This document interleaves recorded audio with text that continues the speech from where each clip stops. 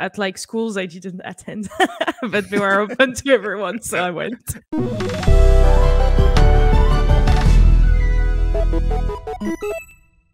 Hello, welcome back to Press Start, How to Become a Game Developers. I am Adam Ardisasmita, CEO of Asosiasi and Vice President of Indonesia Game Association. I'm going to be your host for today's episode. As usual, in Press Start, we're going to talk about the game industry, how to start your career, and we're going to invite experts and the industry person to share their journey, to share about their experience, hopefully can inspire you and give you some insight to jump into the game industry. So stay tuned because Press Start will have a new episodes every week on Monday. So make sure you put that on your calendar.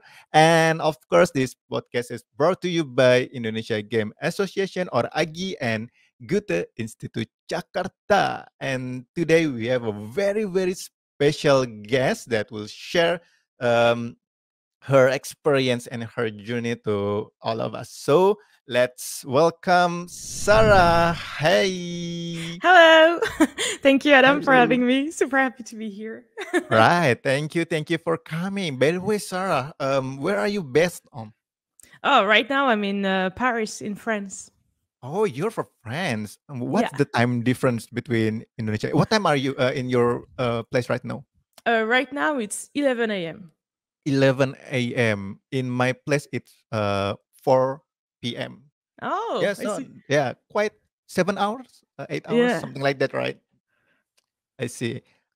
How's the weather over there? I hear the weather now is quite hot. Is it true?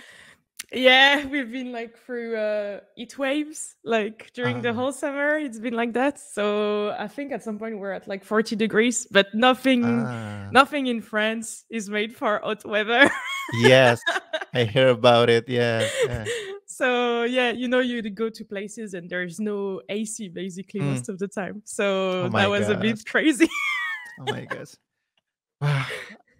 I hope you can survive this situation. Yes. Thank All you. right. Sarah, before we start, maybe we can start with a little bit introduction about you, what you do, and what's your role in the game industry. Go ahead. Yeah, sure. I'm Sarah Makdad. I've been in the game industry for like a bit more than 4 years now. And I've mostly worked in social media, community management and development, and also corporate branding. So, employer branding mostly in the game industry. And I've been at several places, such as Ubisoft, so in France, Focus Entertainment, so very known for being the publisher of like Plague Tale, Mm, Space Marine 2. And soon enough, I'm going to be joining Triband, who's an indie studio working on like their franchise called What the Games. So it's like very funny comedy games to play with your friend and on your own.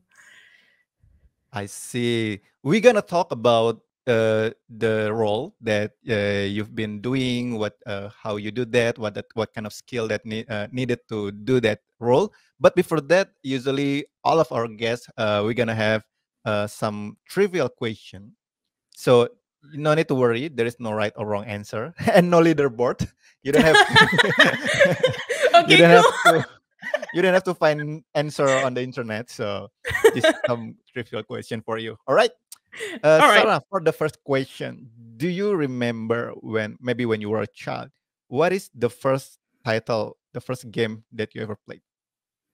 Ooh, that I ever played. I don't know if I Mm, remember the first one I've ever played. I remember the first one I completed on my own because mm, usually I would play with my brother and my father. And the first mm. one that I completed on my own was the Pokemon Blue. Pokemon Blue. Yeah, I remember being very proud of that. So that wasn't my first game, but the first one I was like, I did it without anyone help. You played on Game Boy, Game Boy Yeah. Advance, or DS? I think it was Game Boy Color for me. It was like the yellow Ah, one. Game Boy Color, the one that you can flip, right? Oh no. No, I think it's the it's like the one that is like a giant cube, kind of like. Ah, I see, I see, I see, I see. All right. The game that you play, the Pokemon Blue, in the Nintendo Color, is it belong to you or part of your family or your friends? No, actually, it was my brothers. Mm. Like, my parents had like they didn't know anything about video games, and they didn't know Ah. anyone who played. So they thought like video games were for boys because of Mm. like ads in France. It would only be boys showcased in the ads. So we're like, we're getting that for him, and they didn't understand at first why I wanted to play, and they were like, okay, why I not? see. That is really interesting. I'm becoming curious about the situation when you were a child. Um, how in your family, how usually like the roles or the rules for playing game are they quite open for all of the member of the family to play game anytime, or there's some kind of restriction like you can only play games on weekend or something like that? How is it in your family? Oh yeah. Well, when I was young, it was you can only play like on weekends. So yeah, Mm. it was more like that. And for me, up until I was I think 8, 9, they would like want my brother to play with me, Ah. because my parents were are immigrants. We immigrated from Morocco here, Mhm. and they had like two jobs at the same time. So they didn't have time, to check everything I was doing. So my Yeah. brother was there to like help me when I was stuck and be sure that like this game is appropriate for me, basically. Mm, I see. I see. But growing up, like, do you also like in your family have maybe PC, console, something like that, or like the Game Boy was the only friend that you had to play games? Yeah, for a long time it was only Game Boy. I Mm, had my first computer at 13. mm, Um, so I'm quite lucky. My parents got for me, and they were like, we don't know how to use it, but mm. they were aware that everyone around us was using where everyone was using computer a lot, so they Ah, got us like this family computer when I mm. was a teen. And my brother actually, with his first pay, made me like a giant gift. He got me the Nintendo DS Ah. when I was a teen, and he was like, "Ah, this is for you. I know you love game." And that was crazy. I could play like I discovered Animal Crossing at that time. That was crazy. Animal Crossing. Wow, amazing. Wow, your brother is very nice. Yeah, yeah, super nice. Super nice. Okay, okay. All right. So that's the first question. The first game that you play. Now for the second question, the last game that you play before this recording session, like the one that you just literally finish or pause or you play. Okay, so I actually played the demo that released yesterday for Thirsty Suitors, the Mm-hmm. game What published is that? by Annapurna. It's like yeah, All right. it's a game where the story is that you go back to your family town and Mm-hmm. you have to face like your young adult. I guess you're in your late 20s, something like that, and you have to face like the expectation from your parents, the things that you Mm. didn't manage to do, and you also have to face your exes and how you hurt them at the time when you were maybe less mature. So you actually have like combat and things. You're like fighting your ex. So Oh, that was cool. I didn't I expect that at see. all. Yes, me too. From Annapurna, right? So usually the game is so wholesome, so chill and philosophical. So this is you fight in this game? Yeah, you have it's so cool. It's done by Outer Loop, and there's like fighting sequences with your ex, but you Okay. also cook. Like you have like All full right. cooking session with your parents, especially your mom, and you since you're like you're a cool person, you're a cool gal in this game. Mm. You also have like whole skating part. So I was like, Ah, wow, wow. that's a lot, and I Interesting. really love it. Interesting. All right. Need to check it out. All right. All right.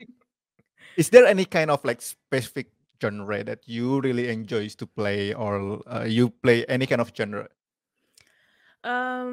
I think my favorite game, I really like chill games, especially since Mm. I've started working. like, after work and you don't want to stress yourself out, you don't want to think Yep. about anything, it's really nice to just go in a puzzle game or a chill Mm, game, and you just relax yourself. But before working, when I was still a student, I was very, very into, way more into RPGs and MMO. I was oh, super fond of Final Fantasy 14. I yep. So yeah, my tastes are changing depending on what's going The on in my situation. life. Yeah. Yeah. Yeah, like the same like music, right? Maybe sometimes you want to hear like some calming music, sometimes you want to hear some Mm, emo music, maybe after you've broken up, yeah. something like that, right? Yeah. Definitely. I see, I see. So, okay, the second question, the last game that you play what is the title? The game from Annapurna? Oh, it's Thirsty Suitors. I hope I say it well. It's by Outer Loop Suitors. Games. All right. Yeah. Okay, that's the last game that you play. The third question for you, besides playing video games, do you have any other hobbies or entertainment that you like to do? Oh yeah, I actually really love like arts and craft. Hmm? I've started working on my own webtoon to relax outside Oh, of work. Yeah. nice. I Okay. wanted something when I can be creative and on my own and be allowed to do basically silly things. I was like, I want Hmm. to, to have that outlet where I can just go crazy. So yeah, that's that for me. I see. So you like to draw, basically, right? Yeah. Create stories, something like that. Yeah. Wow, that's interesting. Is it published yet, or this is something that you keep for yourself? It's published, but only in France right now. I'm going to publish it Mm. soon in on the international webtoon, and Ah, okay. it's called Sorbonne and Prejudice. All right. Okay. Please do let us know when it's available for international audience, so everyone Sure. can take a look at it. Nice, nice, nice. All right, Sarah. Last question before we start our discussion for today. Do you remember what is your dream job as a kid when you were a kid?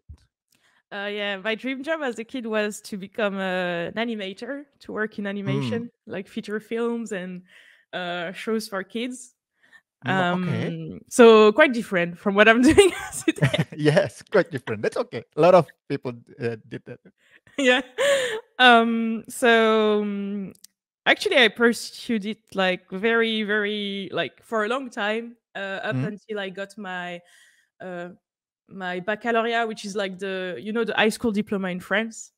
Mm. And then I sat down with my parents and we talked about it. And unfortunately, all of the schools to pursue animation in France, they're private, and you have Mm. to pay for them, when the rest of France, like most schools, are Free. free. Yeah.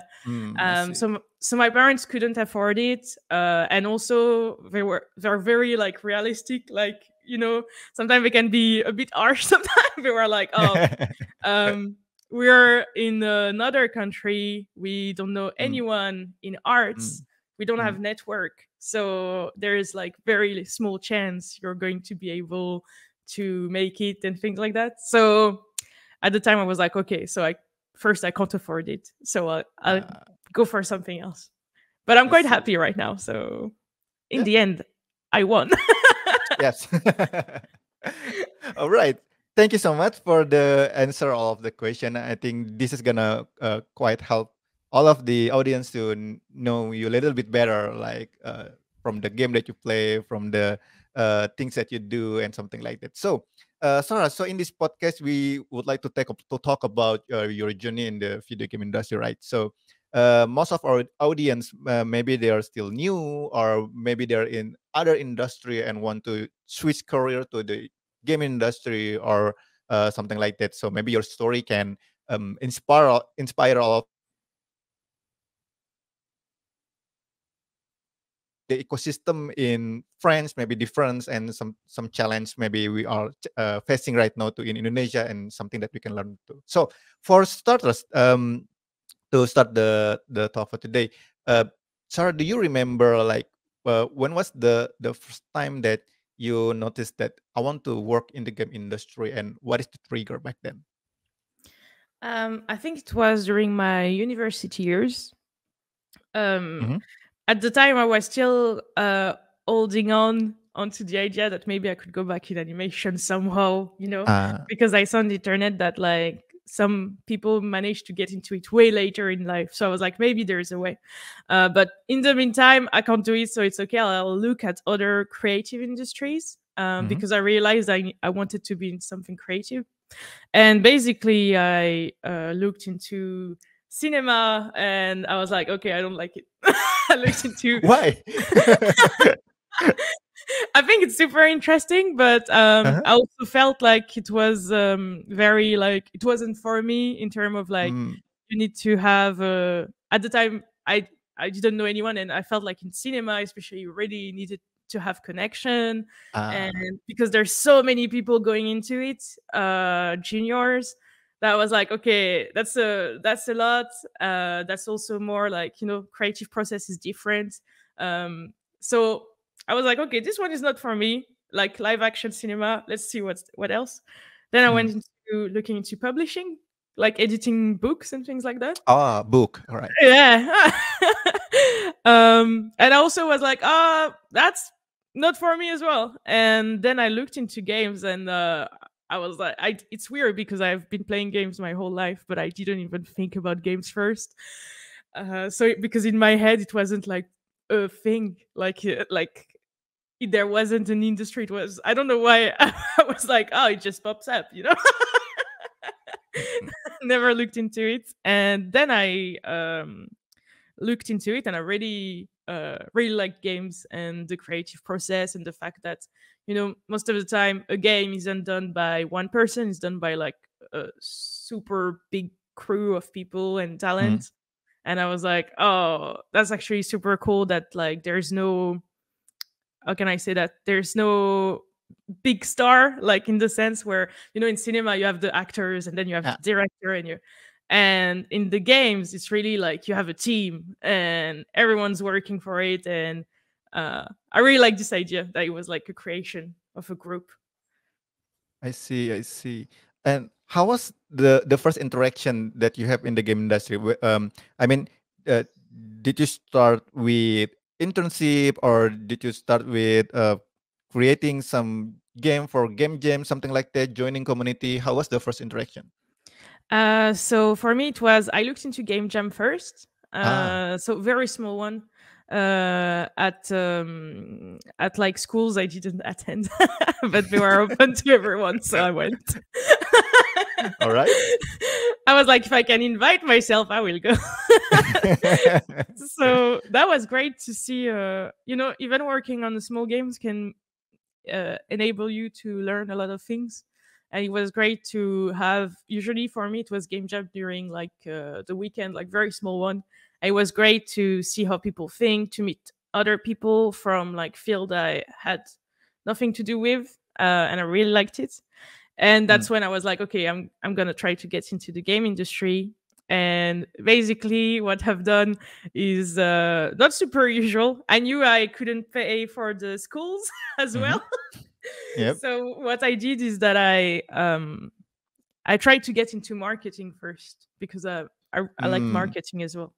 And I knew that in France there are top schools. I don't know if it's the same in Indonesia, but like mm, top schools where like they have networks, they have like a lot of cool teacher, but they also mm. have like partnership with Keys company.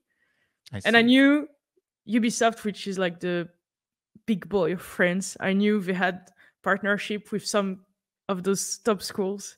And Mm. basically, I was like, I'm gonna apply to only the one where I don't have to pay. So so basically I was like, I want an internship just to kickstart my career and meet Mm, people. So mm, basically I went for those public free school, mhm. which was kind of hard because it also means you're competing against 100 of Yep. other people. But that's how I did it. I was like, oh, you know what? I have nothing to lose. I'm just going to try the entry contest to see if I can enter the school. And Mhm. then, well, I have a cool school anyway. And if Ubisoft doesn't want me, I can find other places that wants me. And Actually, I applied at Ubisoft and it worked out. So it was like that was like crazy master plan. Nice, nice, nice. So I joined them as a employer brand assistant. So basically, it means that you're doing marketing for the brand, but like the brand of the company as an employer. So basically, you're trying to target different kind of people. You're trying to see how people externally perceive you. Like, how do people want to start in the industry? Do they think about you when they want to start in the industry? Are they going to apply? But do experienced people as well think that you're cool? So that means like having like different type of strategy to attract different type of people, and also it has a lot of things to do with your internal community, so your employees basically. So the idea was, how do employees at Ubisoft perceive Ubisoft? Are they comfortable there? Do they think it's a good company? And mostly, if your employees go to, most people, they go to game jams and they go to afterworks and things like that. And in those moments where they can get together, speak together, and also speak to other people from the industry, do they speak well of you? Or do they think that actually, nah, it's not a good place, don't come? So so that's what you're doing when you're doing employer branding, is that you're trying to basically keep your employees so that they don't go to other companies because they think it's cooler, and also attract young talents, but also older talents, because you need both of them to work out as a company long term. So yeah, that's how I got my first job, my first experiences in the game industry. That is really an interesting job desk that you did back then. So basically, you need to make sure that every part of the team, the crew, is happy and proud working there, and like talking about good things about the company, something like that.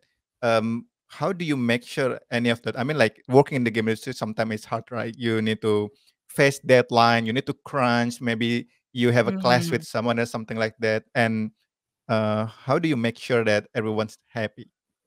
It's actually very difficult, and you're right. For the all the work, the way you live your work is different for everyone, right? You can, Yeah. in the same team, you can have like people who are super happy and other people who are like, oh, I'm done, like I'm just doing my work, and then goodbye.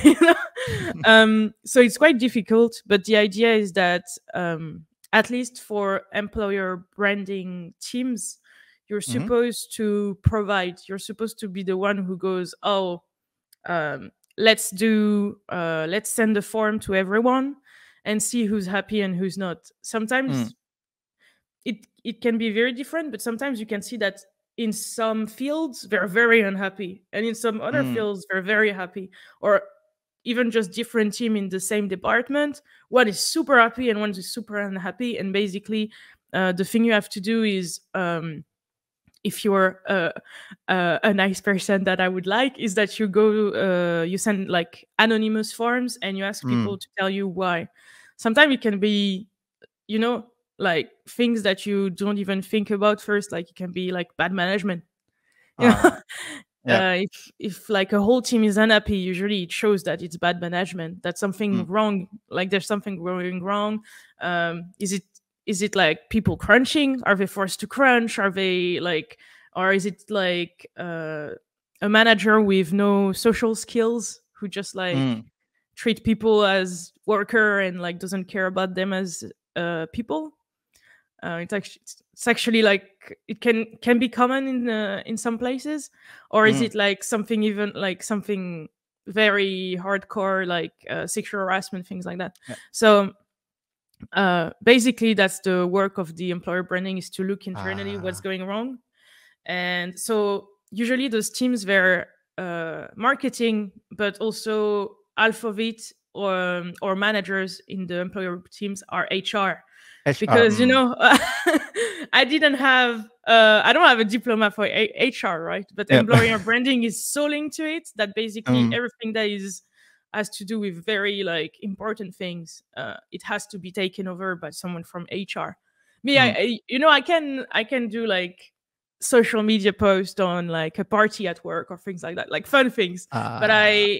I wouldn't be able to handle like hardcore problems. Like I don't know like juridically what's possible, or you can protect yourself, or to fire someone, like Mm, things like that. Like yeah. so yeah. So basically, employer brand, you think of it as like there's one part that is marketing, and it's like the Mm, people who are going to do parties and who are going to post about it and ask people if they want to create a life around the company or not. mm. Fair. I see. And then you have the HR people who are supposed to come in and be like, okay, we've noticed that those people are not paid enough, and that's why they're Mm. like sad, and we have to do something. And then they bring it up to upper management, like higher ups. So yeah, that was like that at least. Wow, that is really interesting. But before we continue, there's something that I'm quite curious, and we need to go back when you're in college before university. When you the first time that you want to come into the game industry is when you did a game jam, right? You did a game jam, and when the game jam, what kind of role that you do? Did you draw? Did you code or design? Yeah, it was drawing because I don't know how to design at all. Mm, all right. I don't know how to code, so I really went in going like, oh hello, I'm that girl from the other school there that like has nothing to do with this, but I can draw. So that was how I managed to get into game jams, and I would at the time I would usually go to game jams in like coding school. Mm. um and basically that's how I did it, because at my university when I was, yeah, I was doing two bachelor at the same times after my Ah. parents said no, you can't go into art. So I was like, okay, I'm gonna do two bachelor at the same times because I don't know what to do, and I'm going to keep Okay. doors open for me. But it had nothing to do with it. It was like languages, like it was like Mm, literature, so nothing to do with games or even like creative industries. I So yeah, I see. kind of stalked other schools to be honest. I see. I see. When you first fell in love with the gaming industry and you started as a artist, right? Game artist, creating drawing the asset for the games. Uh, Back then, like, did you already decided that I want to be game artist, and after this, when I graduate, I want to apply as a game artist, or like this is something that changed after you learn about marketing, and then you see that there's a marketing also fun. So how it changed from drawing into marketing, and then after then go to as a Ubisoft as a what is called brand employee Yeah, employer brand assistant. It's so employer. long. So long. Those new job titles. But yeah, Mm, basically what I did is that I didn't know what I wanted to do, so I went to those game jam, right? And mm, I mm, did art because it was the things that I knew how to do. mhm, And then I started at the same time. I was trying to see how, like, let's say if art doesn't work out, what's the next thing that could interest me, basically. mm. And yeah, I got really really into communication. I was like, oh, that's actually fun to look at ads and wonder, oh, why is it like this, or Yeah. I really like that. So I was like, oh, maybe I should like read a few books about it, because I didn't have those type of classes at the time. Hmm. So basically I brought a lot of books. I brought also a lot of books on the game industry. Oh, like what? um Do you remember some book? Maybe all the audience can try to Yeah, find actually, the book. actually, I have some of them still here. Oh, nice. Maybe I can grab one. All right, go ahead.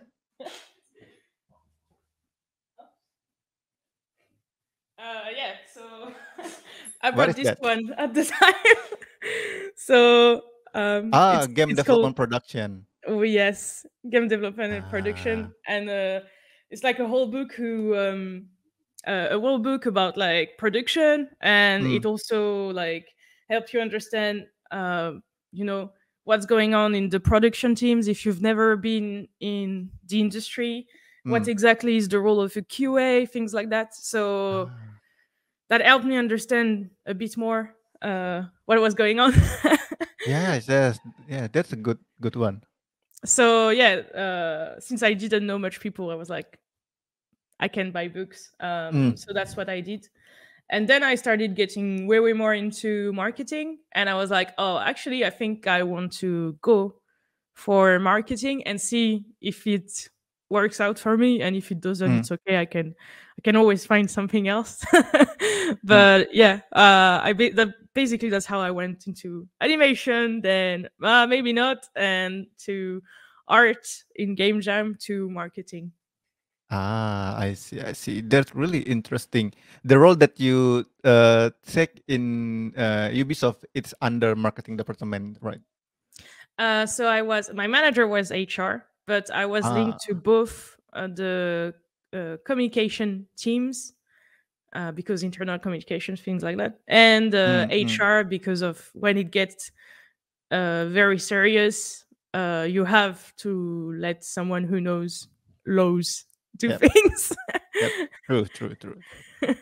That's different kind of skill set. HR, like, Yeah. yeah, That's different kind of skill set. All right, so let's continue. After you join Ubisoft as a uh, employer brand marketing, what else? What role for your next journey?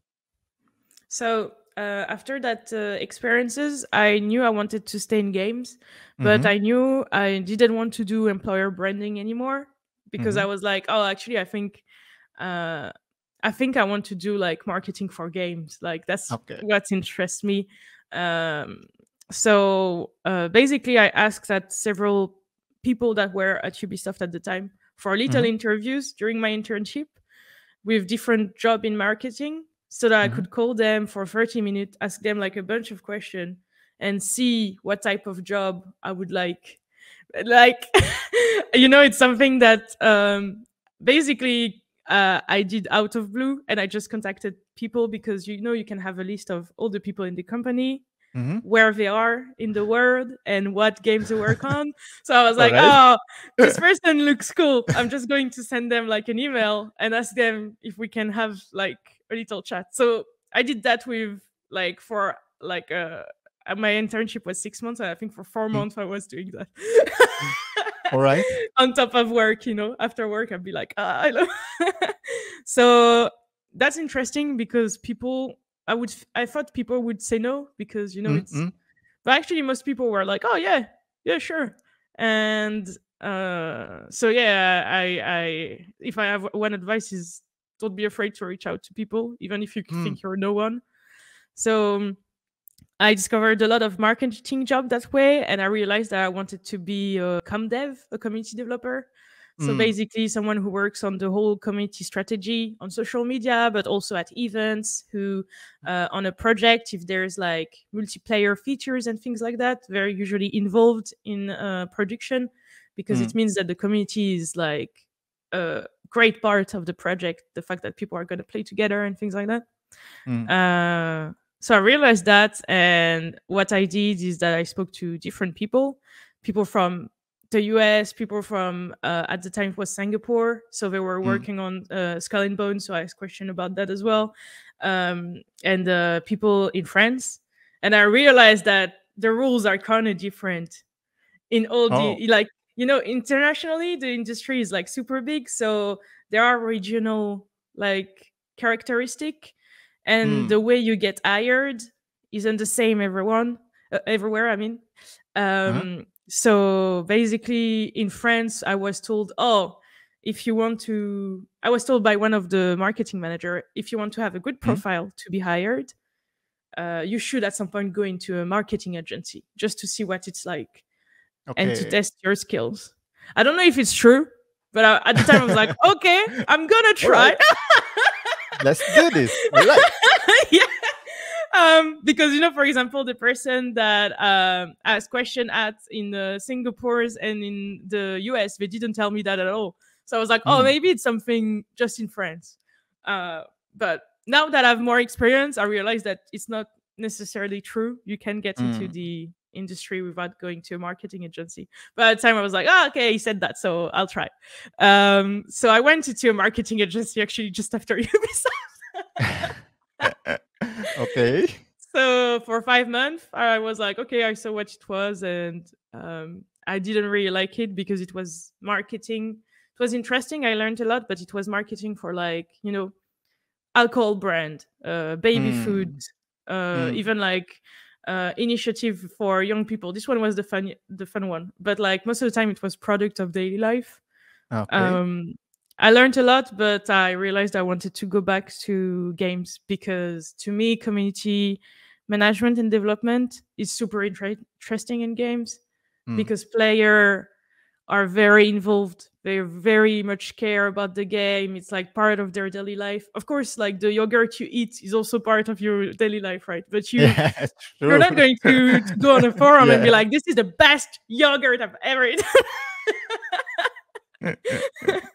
So basically, I stopped the marketing agency and I applied to other places in France, and that's how I got my first full-time job at Focus Entertainment, which is Mhm, like it's a publisher in France, publishing like a Plague Tale, publishing Space Marine, a lot of Warhammer game as well. mm. Um, and that's how I started out as a community manager in games, working only on games. So I had 1 year of like, I don't know where I'm going, and then I managed to. So yeah, but I'm an example that you don't have to have a straight line path. You're Mm. allowed to just check out things and be like, it's for me, it's not. Let's see. Yeah, but one thing that I like from your story is like the mentality of, um, yeah, reaching out, keep asking question, even trying something, right? Like you need to go to marketing agency, it make you a better person. Let's do this. Something that I think the kind of mentality that is very very important in the game industry, right? To reaching out, asking help, ask for advice, something like that. And is it? I know. I don't know. Is it something common in France to do that? Because like in Indonesia, most of the people is shy, like not confident enough to ask something like that. I don't think it's super super common because yeah, for example, when I said I was doing that to friends who were at the same time in the same company, they were like, "What are you doing? Those people very important. They don't have Mm, time like for us. We're just like interns. Like who's yeah. going to speak to an interns?" And I was like, "Oh, well, you never know." So I basically went in with the you never know, and if it Mm, happens that someone doesn't answer you or just say, "Oh, sorry, I can't," but it's okay because for every person who says no or don't answer or can't at the moment, there's another one who's like, "Oh yeah, sure, let's do that next week." And I think if you're able to go past being like your shyness and thinking, "Oh, what am I doing?" It's always worth shooting an email to someone or a DM on Twitter and be like, "Oh, I really like what you do. I'm really interested. I think maybe it's something that I'd like to do as well. Uh, do you have 30 minutes to give me in the next few weeks? We can do it by, and also you can just like say, oh, we can do it by email if you don't want to speak, or we can just call each other and make it quick." yes, I think that's a very very good advice. I think all of us need to try to do that. If you still don't understand, don't know the field, don't know anybody, you need to understand more. Don't be hesitant to ask. I think that, but of course, ask politely. Yeah. Be nice. Yeah, because sometimes people ask like without proper introduction, without proper attitude. So make sure that you ask nicely. All right, let's get back to the your journey. Like right now, you become the community manager, and Mm. I saw your one of your tweet that you pinned that you create some videos about the game that you're working. the what the bat. I think Oh that's yeah. that's really cool and that's really interesting. Anyone who listen to this podcast need to go to Sarah Twitter and look at the video. My question is, was that part of the job? I mean, to be to be creating videos, something like that. So yeah, at Triband, it's actually this video is just something fun. Like I had friends over, and I was like, oh, this Mm? new game I'm going to work on. It's a VR game, and you don't have arms; you have baseball Yeah, bats. So maybe we can just do a video where I have baseball bats yeah, that's so as harm, creative. and just throw things at me, and I try to. So that was just a way to say on Twitter, "Oh, I'm leaving my former employee, but I'm still in the industry, so don't worry, and you're going to see me around working on that game." And it was very fun for my friends. They love throwing things at me. I'm asking myself some questions. But yeah, when you're a community manager, depending on where you work, they're going to ask you different type of skills. So there are studios and publisher where actually they don't need you to know videos or to know Mm, how to edit things because they have teams dedicated to that. So what happened is that in those company you work in partnership with like the video team, the cinematic artist, and there are other places where they don't have those team at all. So usually in the job desk, we're going to say, oh, we need someone who's able to edit video, someone who's able to create assets for social media on their own, someone who can stream on Twitch on their own. So it really depends on where you go. Usually for social media works, the job desk can be very, very different on what they focus on. So but for anyone getting into social media, I think mhm, something very interesting is to learn how to edit things, especially since there's more and more video content, and we can see that that's what people really like. Um, so yeah, my advice would be to start like trying out things, see how to easily edit a video, how to change its format, its size, little things that will help you out a lot during your daily jobs. And you don't want to spend like 3 hours looking at a YouTube video and going, "What is that?" Because we've all done it. We're like, "Yeah, I can do that," and then you're like, "How to do this on YouTube?" But yeah, I think if you want to get into social media, don't be afraid to try out streaming, like on Twitch. mm, Uh, Try out, different platform. Like for example, if you're focusing on Instagram, have you tried TikToks, things like that, mm, to mm. see what are the tools that you can use, and also yeah, edit videos and create assets for social media. I see. Do you need specific degree for community manager? I mean, for example, you have marketing background, right? But for example, for programmer, usually from computer science, maybe for artists, they're from animation, something like that. But for community manager, do they look for a specific degree or like background of study? So that depends on where you go. I know a lot of people who um, got into social media and community management who it's not their field at all. Like Mm. for example, my manager, he was trying to get a job as an accountant, so nothing to do with this. Okay. uh, I have several of my friends who were like before they were teachers or they were artists. It's very like different. So you can definitely find Mm, jobs where they don't care so much about your diploma, but they will care a lot about like your experiences. Like, mhm. oh, if so, are you a streamer, for example? Or Ah, like, on the side, do you have experiences handling a community on your own? So usually streamer, they do have their own community. So it's a mm, thing that you can use as experience that, oh, well, I'm streaming and here's my community. Here's a number of people interacting with me on the daily, mm. what I did so that it would improve those numbers, I things like see. that. But yeah, at other jobs, they're going to be, it really depends on who's the recruiter, to be honest. So some are open to other diplomas and some are going to be like, Mm, oh, we need someone who's into marketing. I've seen both cases, so really depends. If you don't have a diploma in marketing, I would definitely say try to get as much experiences as you can into marketing on social media, Mm. even if it's volunteering work. Like we at Focus, we hired someone who was actually a moderator on Mm. like for a big streamer. So those type of things actually matters. Those things that you do because it's fun and you don't really get paid and you just like the games, it actually matters. I see. Yeah, so that's how you can build your portfolio if you want to play Yeah. as community manager, right? One of it. Yes, I see. I see. What is there a lot of jobs opening or role that looking for community manager in France? Because right now in Indonesia, I think because the industry is still young, a lot of them still indie, small company.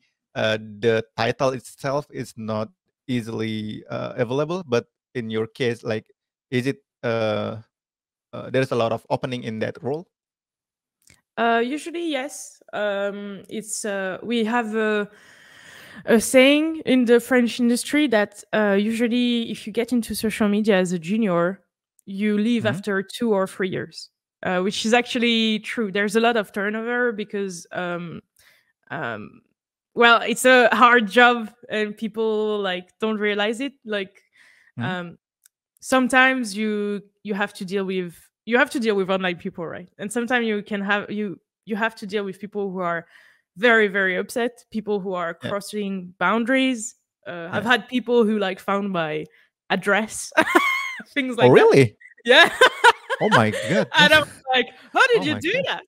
I was like, I was shocked, but I was so surprised because I was like, how did you got that from one username?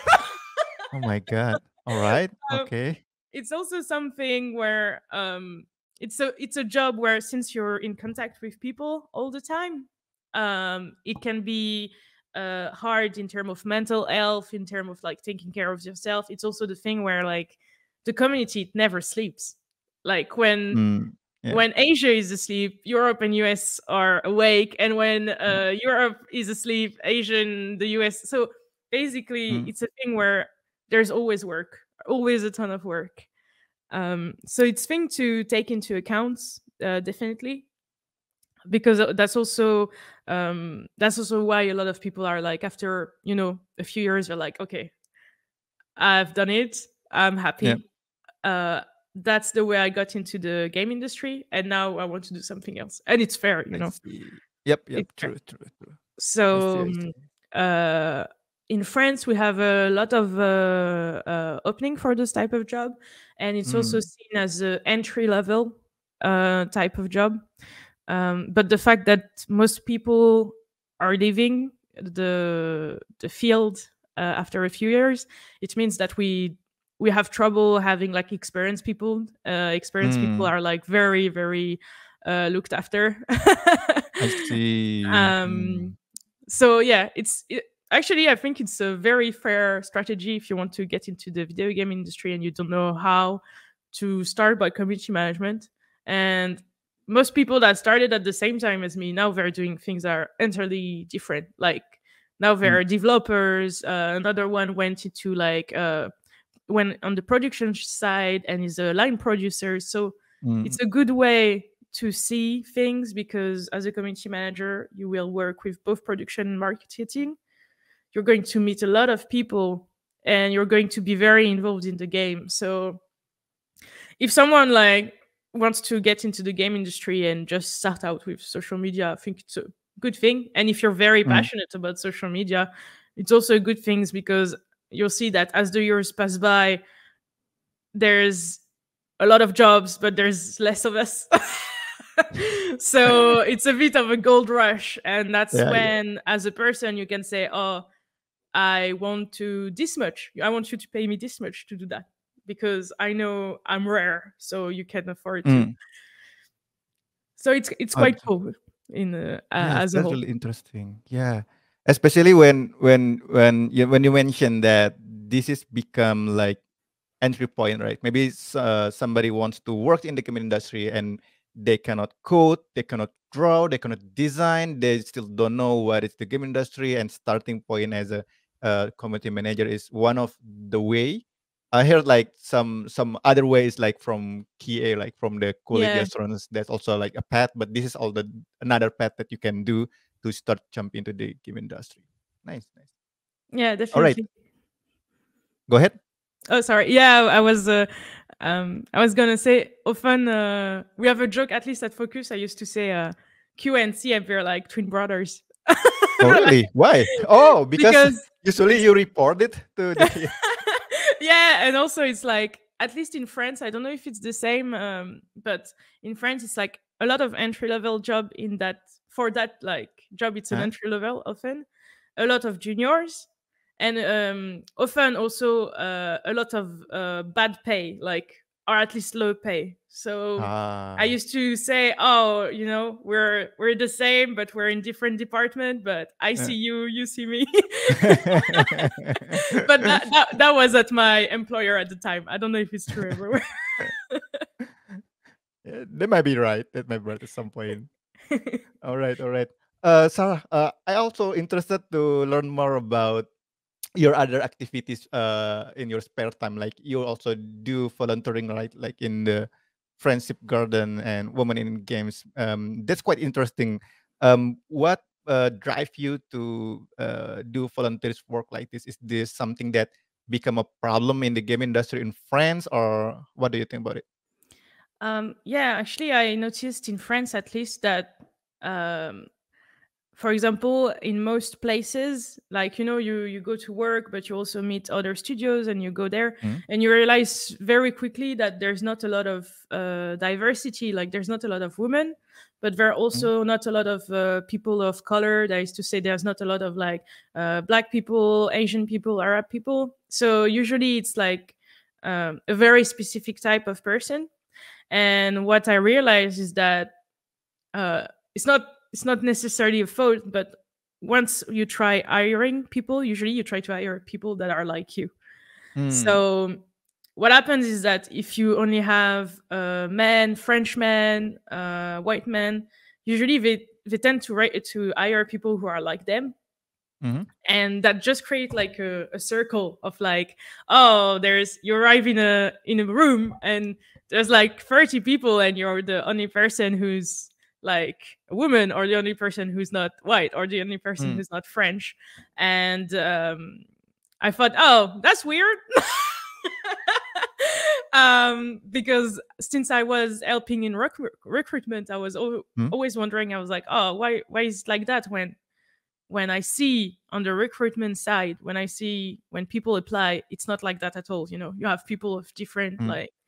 So I was like, maybe there's things we can do to improve that, and also speaking with a lot of friends who are from diverse profile and they're trying to sign their games and things like that.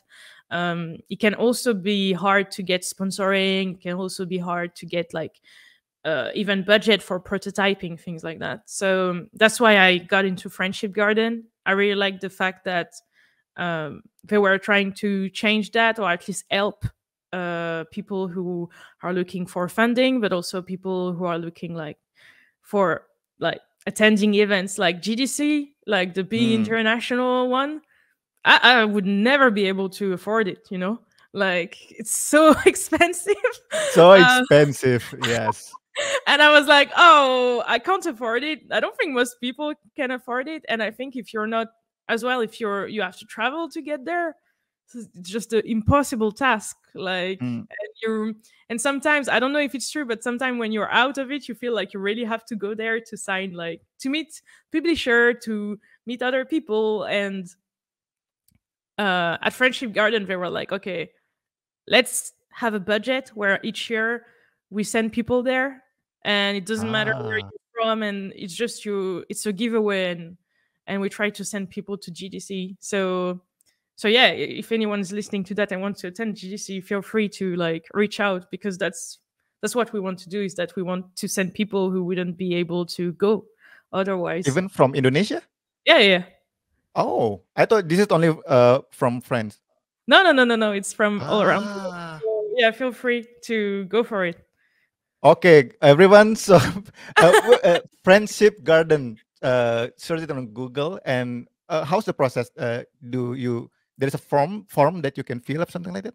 Yeah, usually Ah, we release a form in end of January, beginning of February. It depends on when the GDC is, right? But usually, like 1 month and a half before, we release a form, and we're like, basically, who are you? And we're like, oh, what's your experience? What's cool about GDC for you? Like, do you go because you want to sign a game, or do you go Mm, because actually you're a student and you want to meet other people? Do you want to go because actually you there's so many conference there that you want to watch? And there's no good or bad answers. We try to get like yeah, different profile.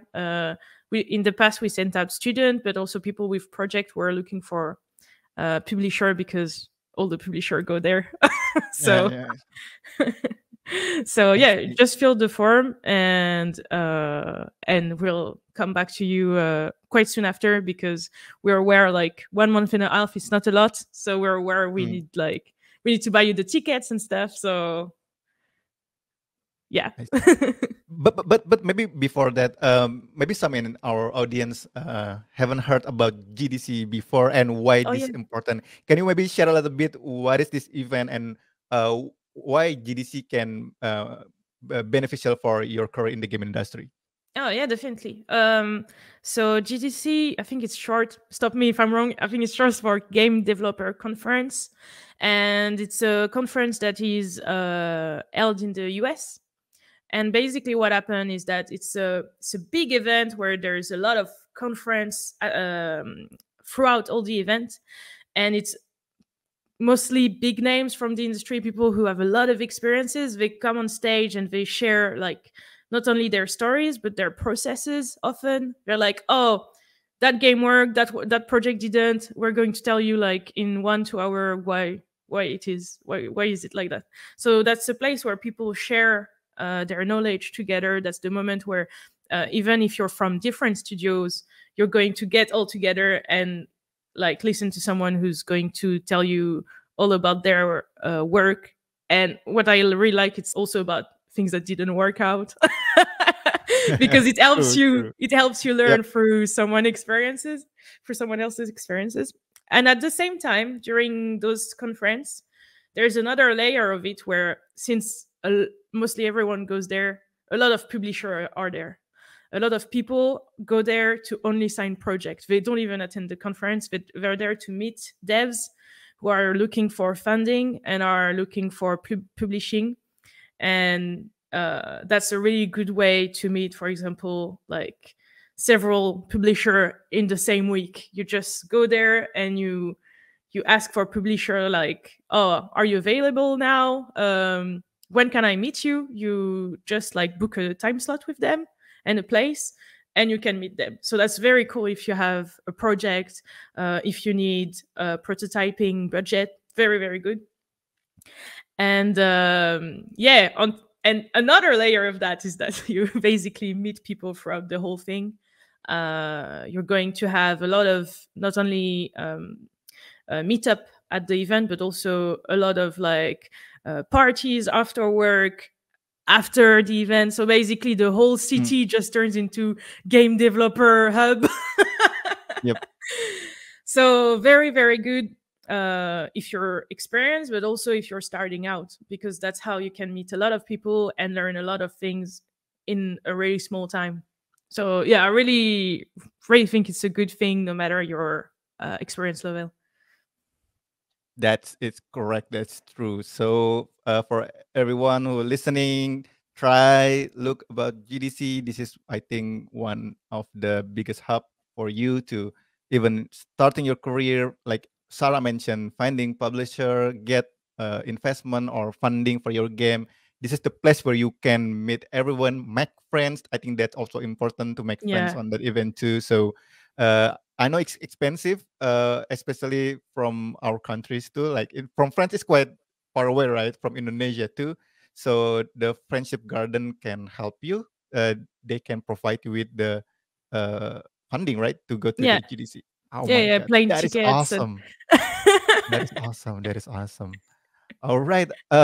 Sarah, time passed by very quickly because it's really nice talking to you. Almost 1 hour. We already, Oh yeah.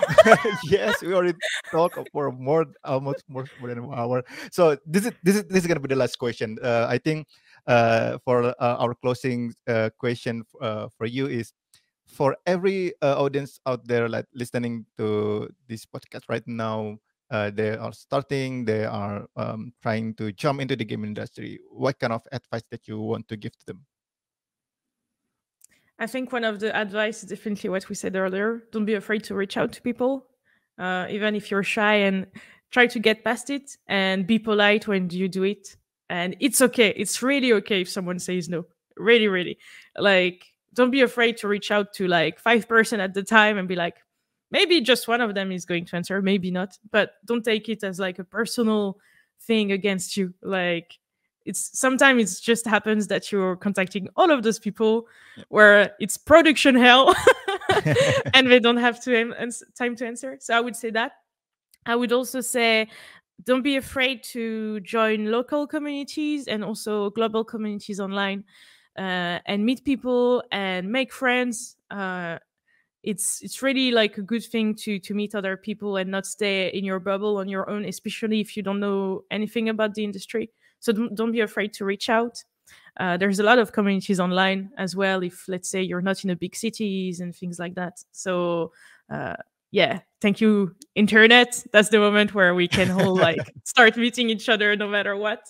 And with COVID, I feel like it changed the game in Yeah. the sense where people are way more okay with like having Zoom calls, with like going on Discord and being more online, and people in the industry as well. So feel free to use this for you. So yeah, that would be my advice. And it's actually also really great when you're looking for your first job, to know a lot of people, because for example me, every time I look for a job now and they're interested in me, I just go Mhm. to several friends like around the world, not just in France, and I go, oh, do you know them? Did you hear good things about them? Does it look cool? Like, did you have experiences?